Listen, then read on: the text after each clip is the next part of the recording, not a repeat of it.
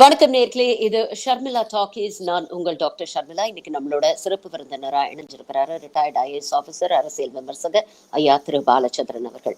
வணக்கம் சார். வணக்கம் டாக்டர் ஷர்மிளா. வணக்கம். மத நல்லிணக்கத்துக்கு எடுத்துக்காட்டா இருக்கக்கூடிய திருப்பரங்குன்றம் இன்னைக்கு ஒரு மத கலவர பூமியா மாற்ற முயற்சிக்கிறது வலதுசாரியினருடைய ஒரு அரசியலை முன்னெடுத்திருக்கிறாங்க. இதை நீங்க எப்படி பாக்குறீங்க? இந்த ஒட்டுமொத்த சம்பவத்தை பற்றி உங்களுக்கு கருத்து? ஆமா, அப்படித்தான் இப்ப முயற்சி எடுக்கிறாங்க, அதுல சந்தேகமே இல்லை. ஏன்னா இந்த தர்காவும் காசி விஸ்வநாதர் ஆலயமும் மலைக்கு மேல இருக்கிறது பல சில நூற்றாண்டுகளாக இருக்கு. அதுல எந்த பிரச்சனையும் இன்னைக்கு வரைக்கும் வரல. இன்னைக்கு ஏன் திடீர்னு இந்த பிரச்சனை வருது அப்படிங்கிறது எனக்கு விளங்கல. ஒரே காரணம் மத நல்லிணக்கத்தை குலைப்பதற்கான முயற்சியாத்தான் இதை பார்க்கணும். இதுல டிஸ்ட்ரிக்ட் அட்மினிஸ்ட்ரேஷனும் கொஞ்சம் சொதப்பிட்டாங்கன்னு தான் எனக்கு தோன்றுறது. அதாவது ஒரு கோழியும் ஆட்டையும் எடுத்துக்கிட்டு ஒருத்தர் போகும்போது பலியிடுறதுக்கு இங்க தடை இருக்கிறது, நீங்க பலியிட முடியாதுன்னு சொன்னா, இத்தனை ஆண்டுகளாக இங்க பலியிட்டுக்கிட்டு தானே இருந்திருக்காங்க. இதுக்கு முன்னாடி திரு வெங்கடேசன் எம்பி சொல்றாரு, இதுக்கு முன்னாடி 2 வழக்குகள் இது உறுதி செய்யப்பட்டிருக்கு, இப்படிப்பட்ட வழக்கம் தான் இருக்குன்னு சொல்லி உறுதி செய்யப்பட்டிருக்கு, அதனால பிரச்சனை எதுவுமே இல்லாம இருந்தது அப்படின்னு சொல்றாரு. முதல்ல அப்ப ஏன் இந்த மாதிரி இந்த தடவை தடை இருக்குன்னு சொன்னது யார் சொன்னது? அது இன் ரைட்டிங் ஏதாவது ஆர்டர் கொடுத்தாங்களா? அப்படி ஆர்டர் கொடுக்கறதுக்கு அவங்களுக்கு ஏதாவது அதிகாரம் இருக்கா? இதுல அரசு தயவு தாட்சியம் இல்லாம என்ன உண்மைன்னு கண்டுபிடிச்சு நடவடிக்கை எடுக்கணும். சில அரசு அதிகாரிகள் மெத்தனமா இருந்தாங்கன்னா, அல்லது அரசுடைய நோக்கத்திற்கு எதிராக, அரசியலமைப்பு சட்டத்தின் உத்தரவுக்கு எதிராக செயல்படுறவங்களாக இருந்தாங்கன்னா அவங்க மேல உடனடியாக நடவடிக்கை எடுக்கணும். இது எந்த காரணத்தினால இந்த இந்த பிரச்சனை துவங்குச்சு அப்படிங்கறது நம்ம நல்லா பார்க்க வேண்டிய தேவை இருக்கு நமக்கு. ஓகே. இதுல நீங்க சொன்ன மாதிரி மதுரை எம்பி சு வெங்கடேசனாக இருக்கட்டும், இடது விடுதலை சிறுத்தைகள் கட்சியோடைய எம்எல்ஏ ஆலூர் ஷானவாஸாக இருக்கட்டும், 2 பேருமே அரசாங்கத்தையும் மாவட்ட ஆட்சி அமைப்பையும் குற்றம் சொல்றாங்க. அவங்க சொல்றாங்க மாவட்டத்தில் இருக்கக்கூடிய நிர்வாகிகள் இதை சரியா கையாளல அப்படிங்கிற ஒரு கருத்தை முன்வைக்கிறாங்க. அதே மாதிரி கலெக்டர் அங்க 144 தடை உத்தரவு போட்டதை தான் வலதுசாரியினர் ஒரு பெரிய இஷ்யூவா எடுத்துக்கிட்டு போய் எங்களுக்கு போராட்டம் செய்யக்கூட உரிமை இல்லையா அப்படிங்கிற ஒரு விஷயத்தை எழுப்பியிருக்கிறாங்க. நீங்க ஒரு முன்னாள் ஐஏஎஸ் ஆபீசரா இருந்திருக்கிறீங்க. இது போன்ற பல சம்பவங்களை உங்களோட எக்ஸ்பீரியன்ஸ்ல நீங்க பார்த்திருப்பீங்க. மாவட்ட அந்த கட்டமைப்பு அதிகாரிகள் இதை எப்படி ஹேண்டில் பண்ணிருக்கணும்னு நீங்க நினைக்கிறீங்க? இல்ல, அந்த நேரத்துல 144 போட்டது தவிர ஒரு வழியிலே நினைக்கிறேன். என்ன, இங்க ஒரு பிரச்சனை வரும் அப்படிங்கிறது தெரிஞ்ச உடனே அந்த நேரத்துல 144 போட்டதுனாலதான் திருப்பரங்குன்றத்துல மீட்டிங் போடாம இவங்க இன்னொரு இடத்துல போய் மீட்டிங் போட்டிருக்காங்க. மதுரையிலேயே மீட்டிங் போடுறதுக்கு உயர் நீதிமன்றம் அவங்களுக்கு அறிவுறுத்தி இருக்கு. அது மாதிரி அவங்க மீட்டிங் போடுறது இல்லைன்னா அவ்வளவு பெரிய அத்தனை ஆட்களையும் கூட்டிட்டு மலைக்கு மேல போறாங்கன்னு சொல்லி இட்ஸ் அ ஃப்ரெஜைல் மவுண்டன். அங்க நிச்சயமா பிரச்சனைகள் இன்னும் அதிகரிச்சிருக்கும். யாராவது ஒருத்தங்க இந்த கல் எடுத்து எறிகிறது இந்த மாதிரிலாம் பண்ணியிருந்தாங்கன்னா பிரச்சனைகள் இன்னும் தீவிரமா இருக்கும்.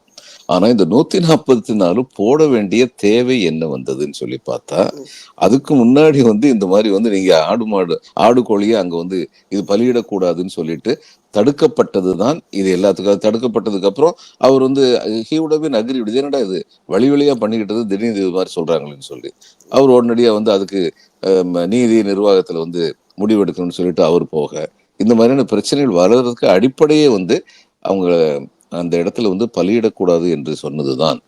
அதை சொன்னது எந்த காரணத்தின் அடிப்படையில், யார் உத்தரவு போட்டாங்க, அது இன்னும் தெளிவா தெரியல. ஆனா இதுல அரசு சரி நான் கண்டுபிடிக்கிறேன்னு சொல்லிட்டு 1 மெம்பர் கமிஷன் வச்சுக்கிட்டு இருக்க கூடாது. இது நிர்வாக ரீதியா உடனடியா கண்டுபிடிக்க முடியும். யார் அந்த உத்தரவு போட்டிருந்தாலும் அவங்க மேல தயவு தாட்சியம் இல்லாம நடவடிக்கை எடுக்கணும். ஏன்னா அந்த உத்தரவு இதுவரை இருந்த நீதிமன்ற உத்தரவுகளின் அடிப்படையில் பிறப்பிக்கப்படவில்லை அப்படிங்கிறதுனால. அதுக்கப்புறம் இன்னொன்னு இதுல படிக்கட்டுல உட்காந்து அவங்க நான்வெஜ் சாப்பிட்டாங்க அப்படின்னு சொல்லிட்டு அது ஒரு பிரச்சனையாக்குறாங்களாம். இதெல்லாம் என்ன பிரச்சனைன்னு எனக்கு தெரியல. இதுல இந்து மதத்தை பின்பற்றவர்கள் எல்லாருமே வெஜிடேரியனா இல்லையா? இந்து மதத்தை பின்பற்றவங்களே நிறைய பேர் நான்வெஜ் இருக்காங்களே. நம்ம கோயில்கள்ல பல கோயில்கள் நம்ம பார்ப்போம். இந்த குலதெய்வம் கோயில்னு சொல்லுவாங்களே, அந்த கோயில்கள்ல இது ஆடு பலி கொடுப்பாங்க, கோழி பலி கொடுப்பாங்க, அங்கேயே சமைச்சு சாப்பிட்டுட்டு வருவாங்க. இந்து மக்கள் தான் அது மாதிரி சாப்பிட்டு வருவாங்க.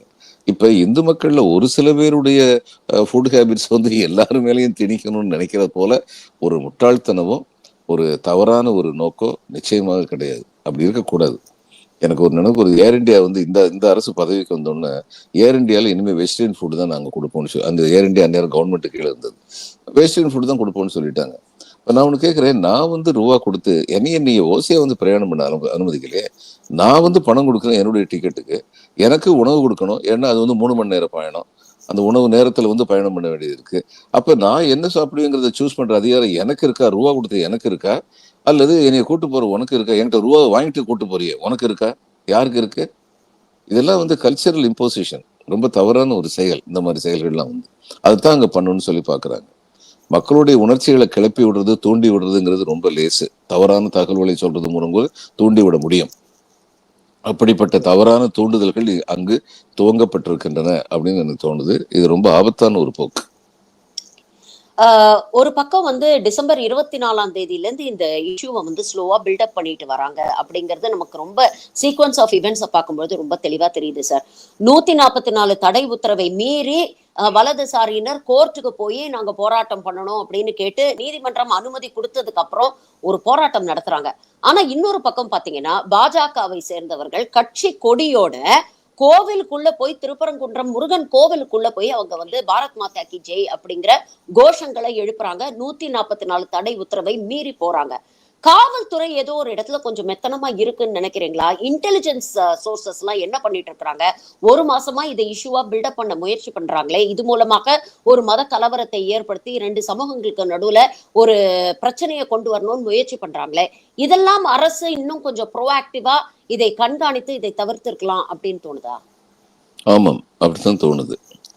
இது வந்து நிர்வாகத்துக்கு ஏற்படுத்தப்படுகின்ற ஒரு சிக்கல் தான். அதாவது இந்த தேவர் மகன் ஒரு படம் வந்துச்சு. அந்த படத்துல வந்து பஞ்சாயத்து நடக்கும்.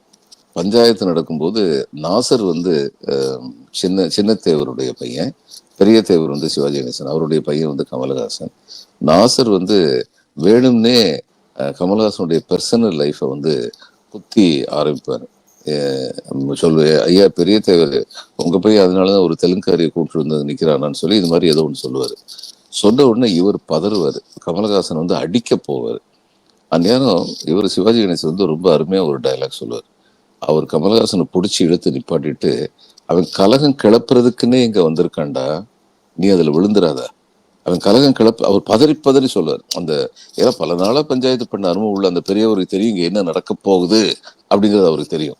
அதனால சொல்லுவார், கலகம் கிளப்புறதுக்குன்னே வந்திருக்காண்டான்னு கையை பிடிச்சி நெஞ்சை பிடிச்சி கமலஹாசன் இழுத்துருவார். அது ஒரு அற்புதமான ஒரு காட்சி அந்த படத்துல. அது மாதிரி கலகத்தை கிளப்பணும்னு சொல்லி பிளான் பண்றவங்க வந்து ரொம்ப பிளான் பண்ணி செயல்படுவாங்க. இப்ப அந்த இடத்துல வந்து காவல்துறை வந்து கொஞ்சம் மெத்தனமா இருந்த மாதிரி தான் எனக்கும் வந்து தோன்றது. பொதுவா அங்க இந்த இடத்துல டிஸ்ட்ரிக்ட் அட்மினிஸ்ட்ரேஷன் வந்து அவ்வளவு ஆக்டிவா இல்லை, இன்க்ளூடிங் எவ்ரி காம்பனண்ட்.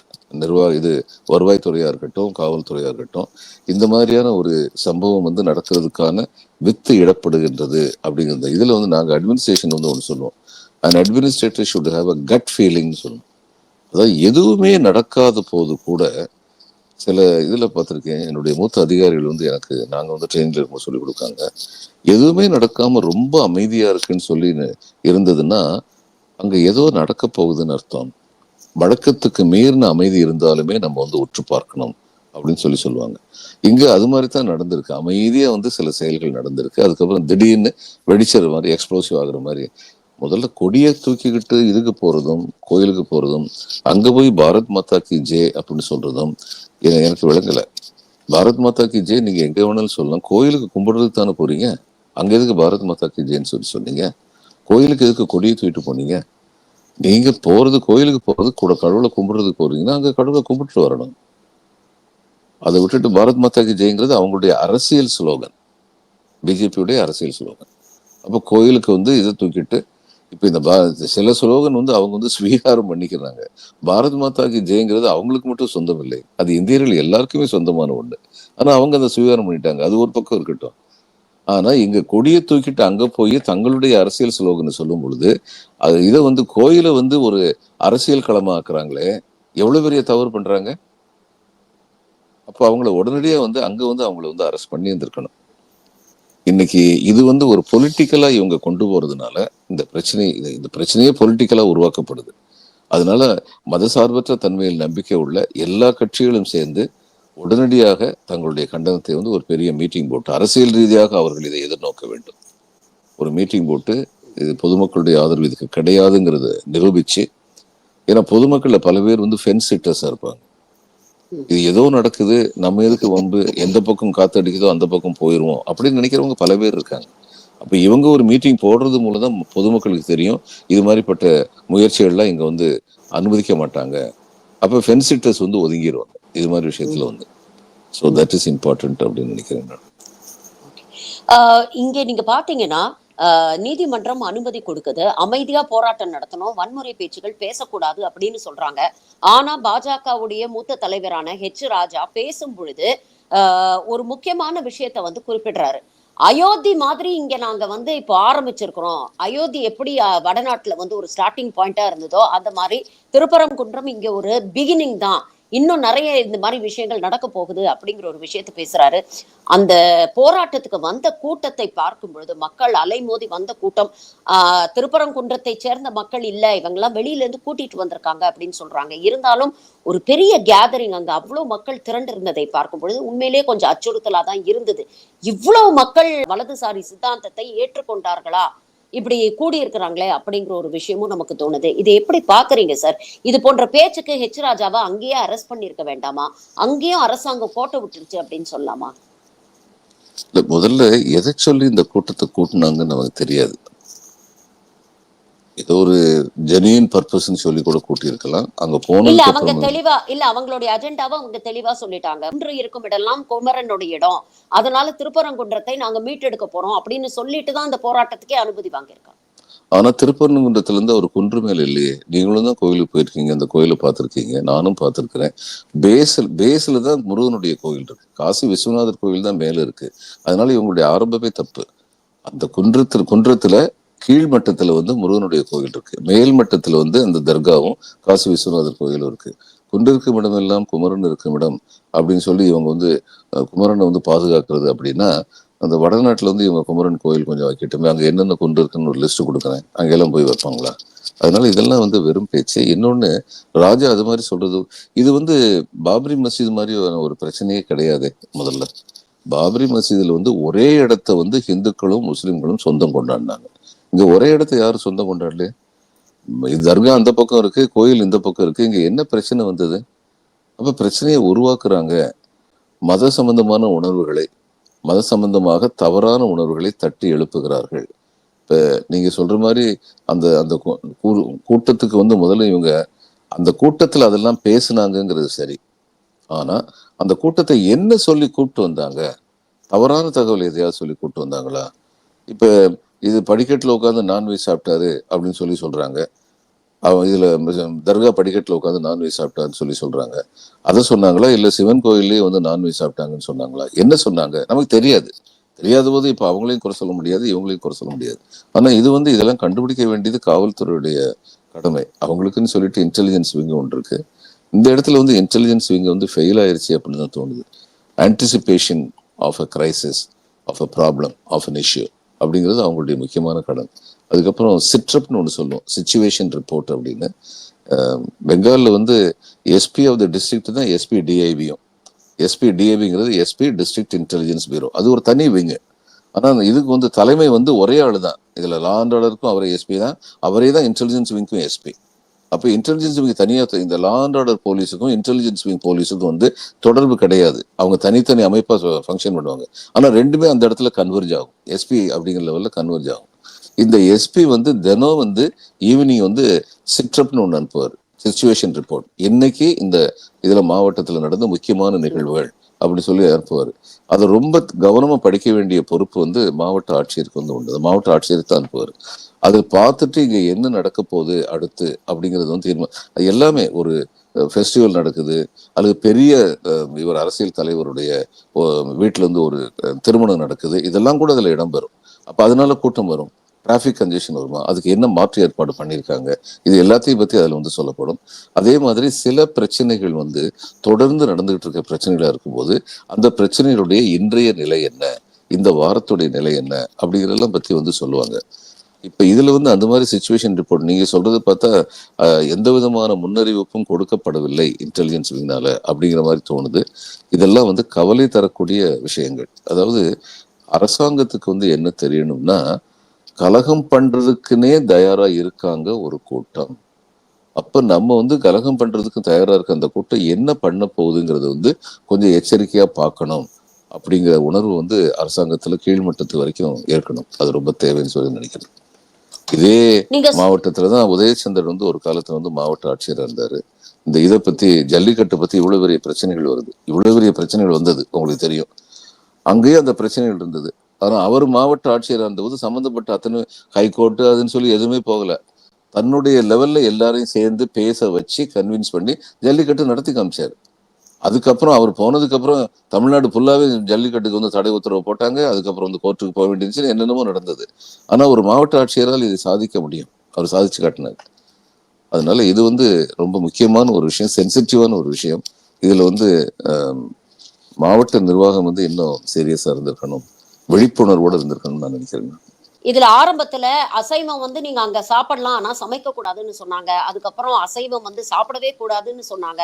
இப்ப இறுதி கட்டமா நேத்து பேசும்பொழுது ராஜா என்ன சொல்றாரு அப்படின்னு பாத்தீங்கன்னா, இந்த பிரச்சனைக்கு ஒரே தீர்வு, நீங்க மாஸ்கையும் தர்காவையும் ரீலோகேட் பண்ணுங்க, இந்த இடத்துல இருந்து தூக்கி மாத்துங்க அப்படிங்கிற ஒரு கட்டத்துக்கு நகர்றாரு. சுப்பிரமணிய சுவாமி வந்து முதலமைச்சருக்கு இதே விஷயத்தை வலியுறுத்தி ஒரு கடிதம் எழுதியிருக்கிறாரு அப்படிங்கிறதையும் நம்ம பாக்குறோம். இதெல்லாம் வந்து கிட்டத்தட்ட இதை வந்து அயோத்தியா லெவலுக்கு கொண்டு போய் அங்க இருக்கக்கூடிய அந்த தர்காவையும் அந்த பள்ளிவாசலையும் வந்து அங்கேருந்து அகற்றக்கூடிய ஒரு முயற்சியாக பாஜக கையில எடுத்திருக்கு அப்படிங்கிற ஒரு விஷயத்த வந்து நிறைய பேர் பதிவு பண்றாங்க. அங்கே இருக்கக்கூடிய மக்கள், லோக்கல் மக்கள் என்ன சொல்றாங்கன்னா, இவ்வளவு நாளா நாங்கெல்லாம் வந்து ரொம்ப ஒத்துமையா தான் இருந்தோம், தாயா பிள்ளையா பழகி இருக்கிறோம், அப்படி இருக்கும், வெளியில இருந்து வந்து இங்க இன்னைக்கு பிரச்சனை பண்றாங்க அப்படின்னு சொல்றாங்க. இதெல்லாம் வந்து சட்டத்துக்கு உட்பட்ட விஷயங்களா தெரியுதா? பிராக்டிக்கலா இது போன்ற விஷயங்கள் எல்லாம் பேசி இங்க என்ன சாதிக்கணும்னு நினைக்கிறாங்க? இல்ல மக்களிடையே ஒரு குழப்பத்தை ஏற்படுத்தணும் அப்படிங்கிற ஒரு முயற்சியா? அது மூலமா வாக்கு அறுவடை செய்யணும் அப்படிங்கிறது இவங்களோட நோக்கமா? இல்ல, குழப்பத்தை ஏற்படுத்தணும்னு சொல்றாங்க. பார்லிமெண்ட்ல ஒரு சட்டமே ஏற்றப்பட்டது. அந்த சட்டம் வந்து சொன்னாங்க 90s நினைக்கிறேன். அதுல வந்து சொன்னாங்க, பாபரி மசீது ஒன்றை தவிர மற்ற எந்த பிளேசஸ் ஆஃப் ஒர்ஷிப்பும் 1947 ஆகஸ்ட் 15 எந்த நிலைமையில இருந்ததோ, அது மாஸ்கா இருந்தா மாஸ்கா இருக்கணும், அது சர்ச்சா இருந்தா சர்ச்சா இருக்கணும், கோயிலா இருந்தா கோயிலா இருக்கணும், அந்த பிரச்சனை எழுப்பப்படக்கூடாதுன்னு சொல்லி சொன்னாங்க. ரொம்ப தெளிவா சொன்னாங்க. பாபரி மசீது முடிஞ்சிருச்சு. முடிஞ்சதுக்கு சுப்பிரமணிய சாமி தான் சொன்னாரு, எங்களுக்கு வந்து மதுராவும் பெனாரஸும் இருக்கு, காசியும் இருக்கு, நாங்க அங்க பிரச்சனை கிளப்போம் அப்படின்னு சொல்லி சொன்னாரு. அதே வந்து ஏற்றுக்கொள்ளப்பட்டதற்கு எதிரானது. அதுக்கப்புறம் ஆர்எஸ்எஸ் தலைவர் சொன்னாரு, இப்படி எல்லாம் பிரச்சனையை கிளப்பக்கூடாதுன்னாரு. இப்ப இவங்களுடைய பேச்சு எதையுமே நம்ப முடியாது. ஆர்எஸ்எஸ் தலைவர் அப்படி சொல்லுவாரு, இன்னொரு பக்கம் ஆர்எஸ்எஸ் சேர்ந்தவங்களே வந்து அந்த போராட்டத்தில் ஈடுபடுவாங்க. அப்ப யார் பேசுறது வந்து நம்ம வந்து நம்புறது? இது மக்களுடைய மனதை வந்து குழப்புற ஒரு செயல் தான், அதுல சந்தேகமே கிடையாது. அதுக்கப்புறம் இதுக்கெல்லாம் ஒரு முடிவே கிடையாது. இப்ப திருப்பரங்குன்றம் ஆகட்டும், அழகர் கோயில் ஆகட்டும், முருகன் கோயில், இதெல்லாம் வர்றதுக்கு முன்னாடி அது சமணம், பௌத்தம் முதலிய மதங்களுடைய கோயிலா இருந்ததுன்னு சொல்லிட்டு ஆதாரபூர்வமாக தோப்பா மாதிரியான ஆய்வு அறிஞர்கள், இந்த தமிழறிஞர்கள் வந்து வரலாறு எழுதுறதை நான் எப்பயுமே ஏத்துக்க மாட்டேன். அவங்க கொஞ்சம் மிகைப்படுத்தி தான் பேசுவாங்க. ஆனா ஆய்வாளர்கள், பரமசிவம் மாதிரியான ஆய்வாளர்கள் வந்து ரொம்ப தெளிவா வந்து சொல்லியிருக்காங்க. ஏன் இந்த பாபரி மஸ்ஜிதிலே வந்து தோண்டும் போது இது மட்டும் காணப்படலையே, இது வைஷ்ணவ கோயில் அடையாளங்கள் மட்டும் காணப்படலையே, புத்த மதத்துடைய அடையாளங்கள் காணப்பட்டன. ஏன் அப்ப அதை புத்த மதத்துக்கு கொடுக்கல? இதை பத்தி மட்டும் ஏன் பேசினாங்க? அதனால இதுக்கெல்லாம் ஒரு முடிவு கிடையாது. இந்த மாதிரி துவங்கி விட்டோம்னா, அந்த துவங்கணும்னா ஒவ்வொன்றா கேட்டுக்கிட்டே போகலாம், சந்தேகமே இல்லை. பல இடங்கள்ல வந்து கோயில்கள் வந்து கோயில்களுக்கு மேல வந்து வீடுகள் கட்டப்பட்டிருக்கின்றன பல காலங்கள்ல. அதுக்கெல்லாம் என்ன பண்ண போறாங்க? அந்த வீடெல்லாம் இடிக்கணும்னு சொல்ல போறாங்களா? அதனால ஒரு காலத்துல வந்து மதத்தின் அடிப்படையில் பல சண்டைகள் நடந்தன.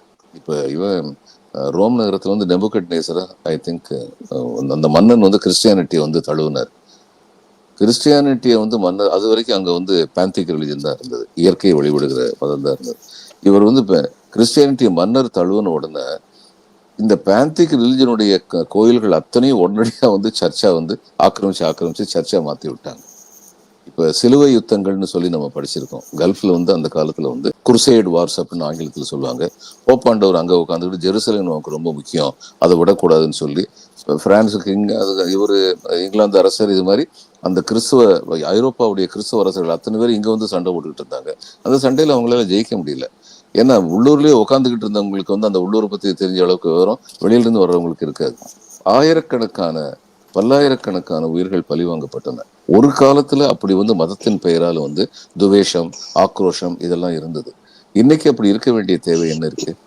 மக்கள் வந்து இப்ப இதுல வந்து யூரோப்ல வந்து ஒரு குறிப்பிட்ட சர்ச்சில் வந்து இந்து மத ஊர்வலம் ஒண்ணு தங்களுடைய வாத்தியங்களோட போகும். ஒரு ஐரோப்பிய நாட்டுல.